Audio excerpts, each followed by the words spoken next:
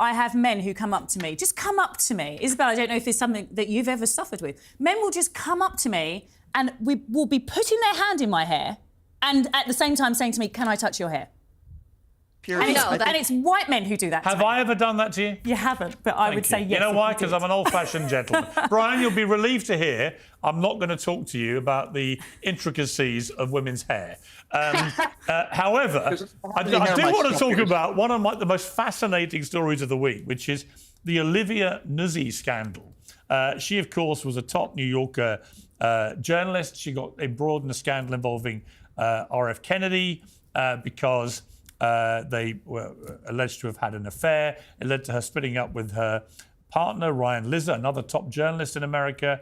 She's now released a memoir about her affair called American Canto without ever actually referring to him by name, is the understanding.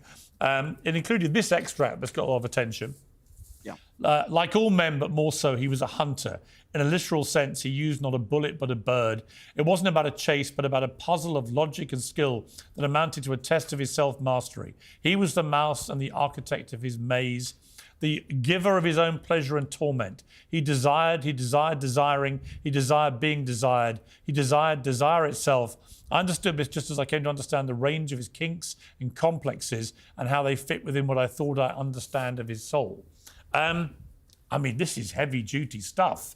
Lizza responded by saying that she had a previous relationship, sexual relationship, with a US politician, and she hasn't responded to that yet, and there's more coming from Lizza. American media is agog with all this. Do you care? Well, the reason why I don't care too much about this is because we know who Robert F. Kennedy Jr. is, right? We know who he is. We know his past. We know the cheating and the lying and his ex-wife who sadly committed suicide in the diary. So I believe her. But I think coming out there and doing this memoir is a little maybe distasteful. I guess that's the word that I would use to describe it. Do I care?